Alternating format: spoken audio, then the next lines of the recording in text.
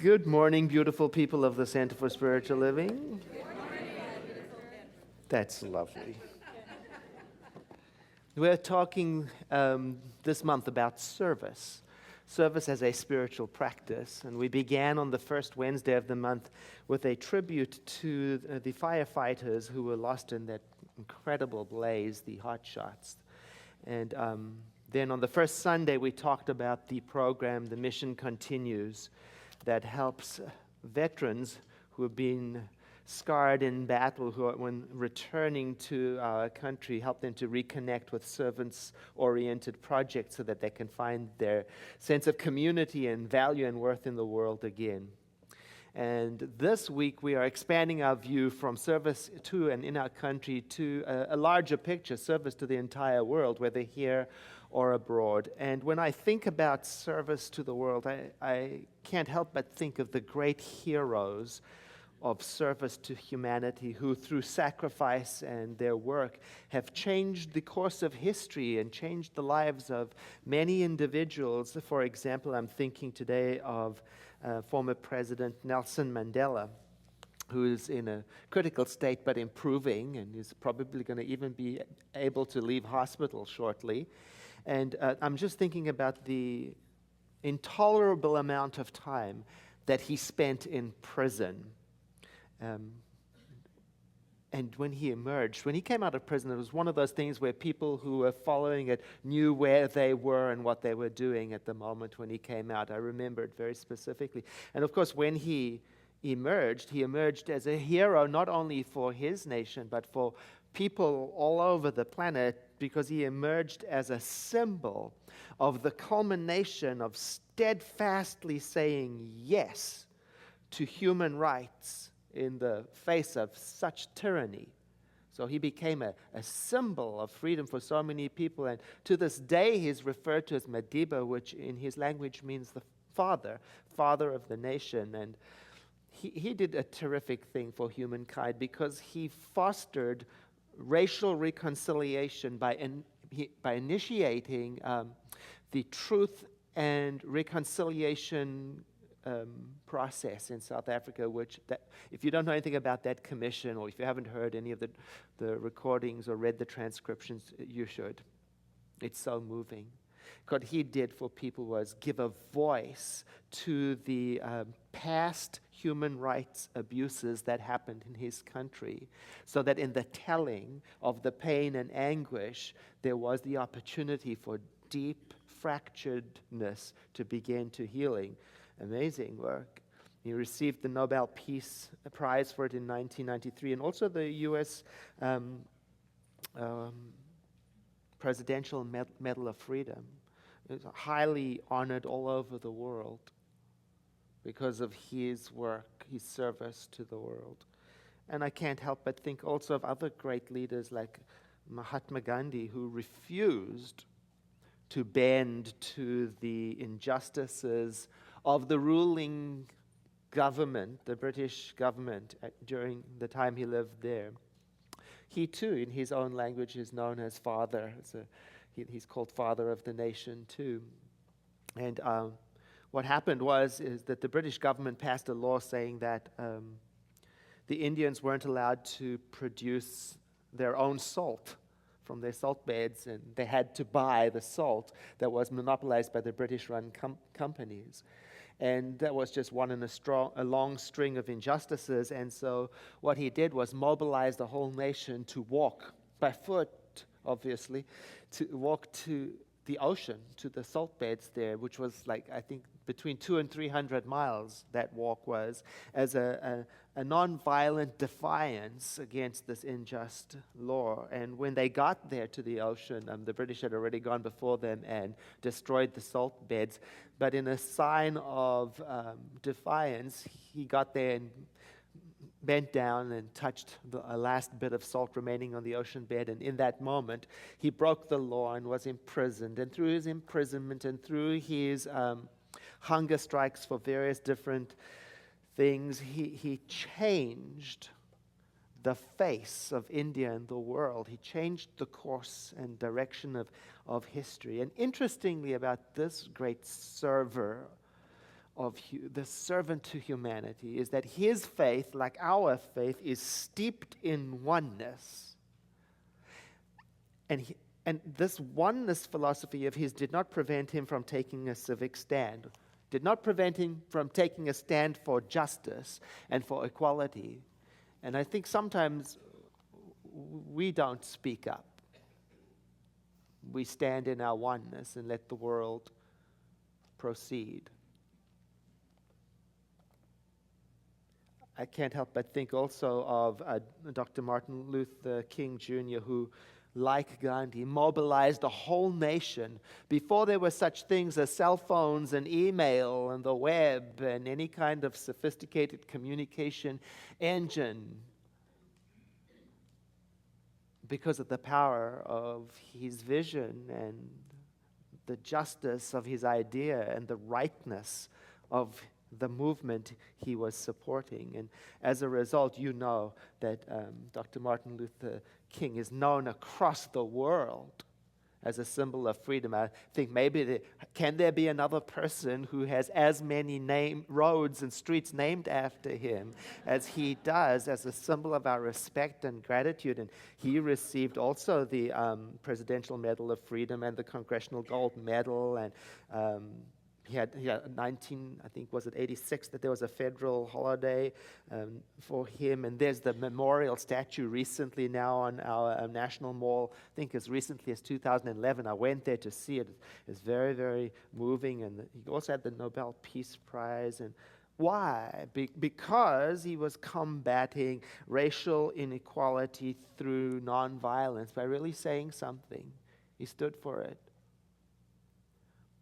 And maybe you noticed, like I did, that at the United Nations just recently, 2 days ago, I think it was Teenage Day, and a young woman who turned 16 today, she was there, and her name is Malala, and she goes by her first name, and she got up there to speak, as I call her, a oneness activist, to speak to the United Nations about the right for girls to receive education. Because what had happened was, for this interest in education, she got shot in the head in her hometown in Pakistan. I mean, not a graze, I mean in the head. And she had to be flown to the United States to have that bullet removed, and she's recovering wonderfully. And she stood up in front of the United Nations and she spoke to them, saying, "I am not against anyone, nor am I here to speak against the Taliban or any other terrorist group. I am here to speak up for the right to education for every child." Malala said she came to speak for hundreds of human rights activists and social activists who are fighting for education, justice, and equality. Quote, "Here I stand, not as one voice, but speaking for those who have fought for the right to be treated with dignity, their right for equality of opportunity, and their right to be educated," she said. Now, in many parts of the world, she told them, that women and children are victims of child labor, forced to marry at an early age, and every government and every world leader should stand up for women's and girls' rights, including compulsory free education for every child, she said. A 16-year-old. Yeah.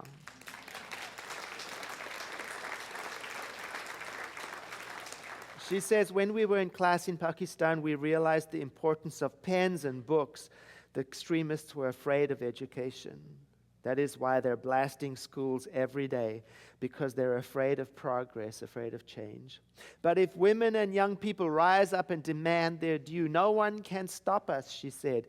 "If we want to achieve our goals, let us empower ourselves with a weapon of knowledge and shield ourselves with unity and togetherness. Let us pick up our books and our pens. They are our most powerful weapons. One child, one teacher, and one book and one pen can change the world. Education is the only solution. Education first." Amazing. And you know, when I read this, what struck a chord in me was that opening line, "I am not against anyone, she said.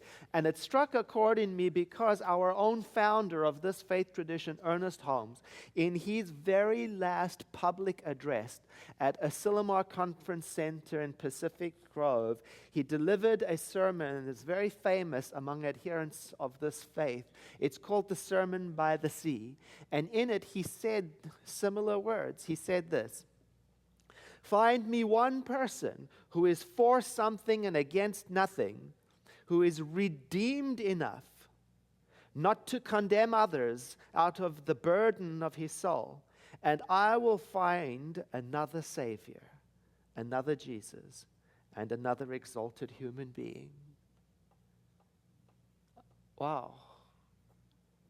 You see, I think what he's talking about, and what Malala may have been articulating, is that a lot has to do with the consciousness with which we engage in anything. When we come to the task, and he says, show me somebody who is redeemed enough. Well, redeemed also means to recover ownership. And so I'm thinking about that. Have I recovered ownership of my own self, my own soul enough to come to the table clean? See, because I know when I come dirty in consciousness, I cause trouble. Whenever I answer an email and I'm angry, it doesn't go well. Whenever I have an argument about politics or religion, and I'm engaged in it, but I haven't yet dropped the attitude of us and them, it never goes well.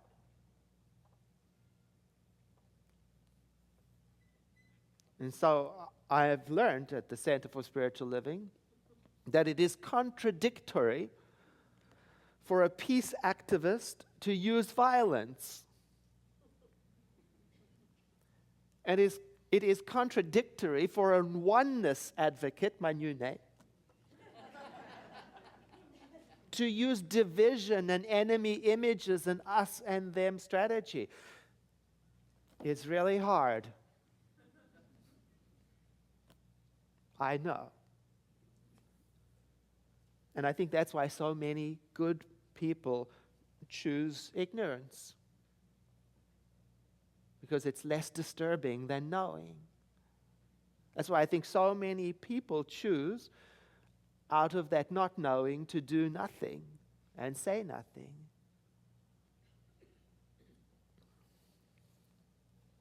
Because they don't know how to do it without anger, or without losing despair, or falling into despair. And I realized from my learning at the center that knowledge of oneness and peace, once you open that door, you can never be relieved of your duty to say something and to do something, because you will be disturbed by your own inaction. You will become progressively more restless if you ignore what you know. Somebody gave me an app for my iPhone called Boycott. So you can scan a bar, on a product you're about to buy. It's a free app. And then it'll tell you if the producers of that product are involved in anything you might not want to be involved in. Well, now I want to throw my phone away.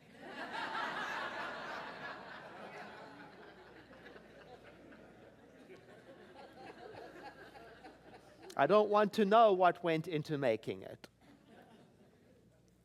And, now hair products and this, now it was better when I didn't know. Right? But now that I know, what am I going to do? And what am I going to say? And here is what I'm aware of. My duty and my civic convictions and what disturbs me and disturbs my heart is going to be different to yours. It's not about one size fits all and we should all be following the same party line. No, it's more about this. Now that I know for me and you know for you, will I plead ignorance?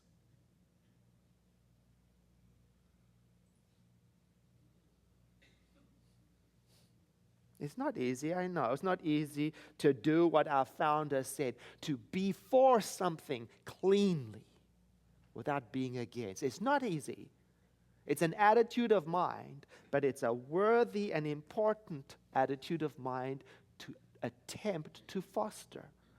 Talk about a service to the world. It may be the greatest service to the world that I can think of doing for me, maybe for you too, to continue to work towards having the cleanest consciousness I can.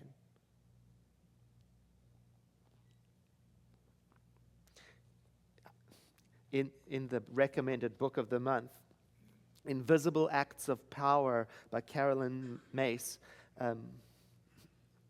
there is an opposing point of view to our founder's point of view when it comes to service and what should be in our mind when we come to service. And I love that. I love that we don't shy away from opposing points of view. I love it when a well-cherished idea of mine gets shown to me to be wrong. I like that. It's liberating. In it, she quotes the Christian mystic Teresa of Avila, who says that you and I should be disturbed by the trouble in the world. We should be disturbed by the suffering in the world, because that disturbance is how, as she says, the Lord uses us to do something, to get up out of our apathy. Because if we are disturbed by hunger, then we will give our food away. And in that way, we will be loving the world.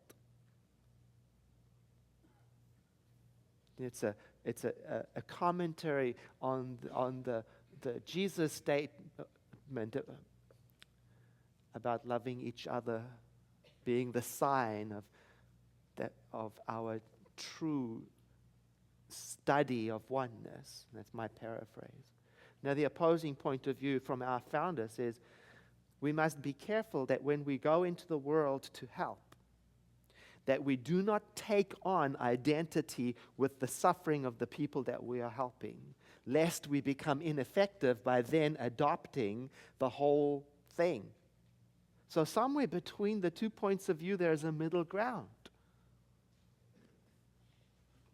And what's important in the conversation for me is only I know if I am hiding behind my philosophy, my idea of oneness, hanging out in the knowing, and that's why I'm not doing. Only you know. Only you know if you feel no disturbance because you are so identified with oneness that lies in sleeping repose, or you feel nothing because you've numbed yourself out because it's too much. Only you know. I don't want to be numb.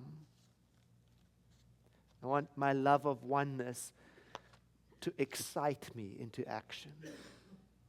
In the booklet for the month, Practicing Service as a Spiritual Practice, there's help for the journey with 4 helpful shifts in approach. The first one is this: the journey from doing to being, which talks about the shift of focus from task-orientedness to what is my attitude actually? What is in my attitude when I do this task? And the quote in the booklet is this: never move faster than the speed of love. I was at the airport a few days ago in Seattle, a very big, busy airport, and I was at one of those food courts where there was, so many people moving through, and I was standing in line, and in this line where people queued up so deep to get their noodles or whatever it is. And there were 2 attendants, and the one was efficient and fast and just handling it. And I bet the travelers, some of them must have been really, really pleased at his efficiency. And the next attendant at the food court was moving much slower because she had a different approach. She was saying hello to the people, how you're doing, and smiling and making some joke about something they were wearing, and they were connecting, and then the people behind them in the line were laughing with them and adding to the jovial atmosphere, and the line was moving much slower. And I was in the fast line. And the fast line was kind of heartless, soulless, and dead, but fast. And at some point I was standing there, I was just looking at where all the joy was. And the man behind me said, "Get a move on."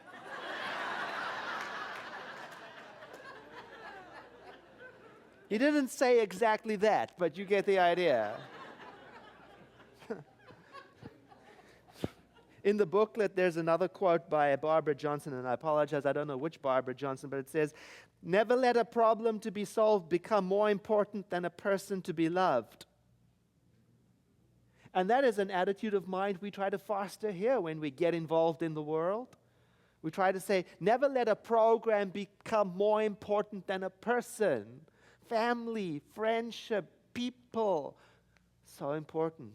In other words, let me be responsible for the emotional wake that I leave behind me. If I did a great work in the world, but I've left damaged bodies behind me, emotionally damaged, then I'm not moving at the speed of love. The second bit of help for the journey is this: to move from attachment to non-attachment. Because, oh man, I want to engage in the world in such a way that I do not retract into bitterness and anger if I don't get my way. When I don't get my way. Because often we don't get our way. Often the world doesn't move at the pace of our vision. The idea is to get into a place where I don't let my disappointment degrade my engagement. I want to stay engaged. That's why I put the words up there from Dorothy Fields, the song, "Pick yourself up, dust yourself off, and start all over again." That's the attitude of non-attachment. Keep going, get up. You know, when Krishna was asked by Prince Arjuna, "Who are the most beloved people to you?" He answered, and I paraphrase it, he said, "Those who are most beloved by me are the ones who are neither lifted up by praise or smashed down by criticism." The middle path. Still engaged. You're aware. Both praise and criticism exist. Success and failure exist. But I keep on my path. You know, it's a beautiful idea. And it's tough. I mean, 500 people can walk through the line and tell me, "Well done, good job," and just one can say a word of criticism, and it hangs like a hot burning coal in my consciousness for weeks. It's embarrassing to admit. Right? But I can't let it stop me. I can't pretend it doesn't happen either. I can still lean into the world. Like this one says, there's a journey from obligation to love, a movement that takes place when we learn to serve in the world as a spiritual practice. From obligation to love. I understand that because some things in life are not pleasant, and we have to do them anyway.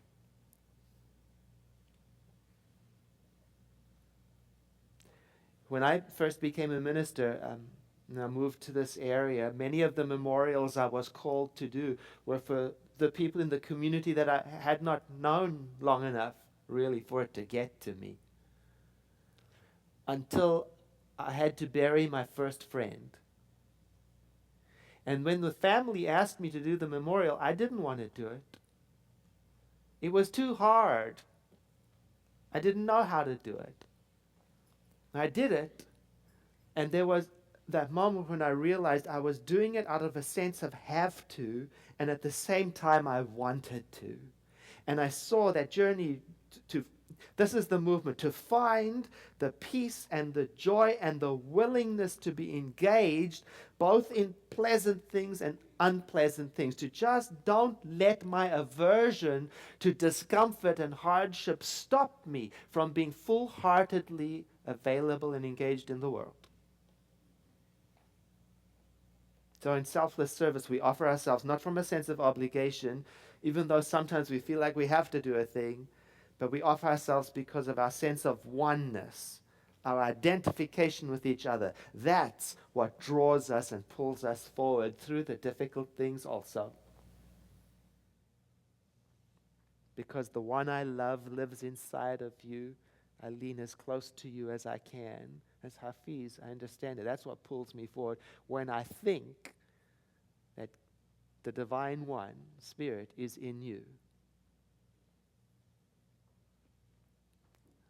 I learned about that in India when I was at the ashram. The teacher there said, fullness of heart comes from spiritual practice. You do your spiritual practice and that fills you up. That's how you become full-heartedness. And then when it flows over the top, that's where your service is. That's when you engage in service. So that you don't come into service to fill you up. But you could be messy. Maybe even cause more harm if you've got so many needs and you need to be seen and you need to be fixed and you need to be full and you're serving out of that. Need to be recognized, need to be said thank you to, need. So fill up with spiritual practice until it flows over enough so you can serve. And the last piece of help for the journey is the movement from duality to oneness. Now, you've already heard some great examples today of people who stand for oneness and not duality. It's a shift, this realization, when I stand for oneness, because at first I think I'm doing it for you or for whomever. Then I realize you and whomever is me. In some part, we're deeply connected, and out of that comes my oneness. And so then I'm okay about planting trees that will provide shade that I may never sit under. Somebody will, some part of me will one day. This oneness view allows for me to relax into a long-range view and to contribute to the world as best as I can.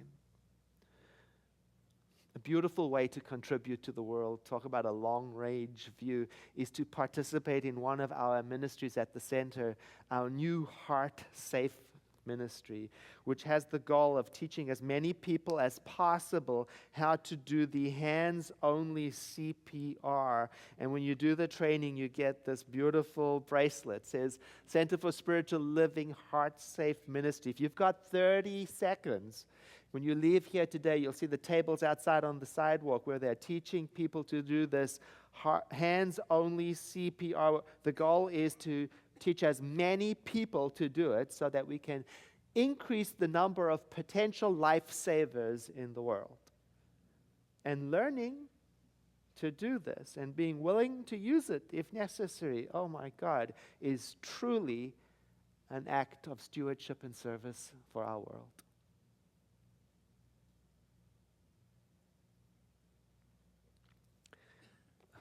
In the booklet, by now you know, there is a spiritual mind treatment that is our way of saying affirmative prayer that is intended to be used before you go into an act of service. And this month I intend to read it every week as a way of helping the words to drop deep anchor into our hearts. So I invite you to breathe in with me and exhale, letting your eyes close. There is only one life. Only one, and the life is the life of God. There's only one power, the power of God. There's only one activity, the activity of God, and it's expressing itself in and through and as all that is. In this very moment, I fully realize and completely accept that all that I am and all that I do is this one in action. I am an individualized expression of pure Holy Spirit. My every thought, word, and action is the place where God finds new creative expression into this world by means of me. God is uplifting and healing every individual and situation that I come in contact with. In this awareness, I take this time in prayer to redirect myself to serving God in all that I do. And as I enter into this activity set before me, I lay aside any concerns, fears, and doubts and allow myself to give all my love and attention to the task that is at hand. I refuse to let my mind wander. Instead, I focus my attention on the love and service I'm performing and on God, which is the power that is acting through me to accomplish the task at hand. I do this as a spiritual practice, as my offering. I accept that this dedication in love that I am offering by means of the work inspires and renews me as well as countless others. In this consciousness, I offer myself. May my intent be pure. May I have the courage and discipline to maintain a clean and powerful focus throughout the completion of this task.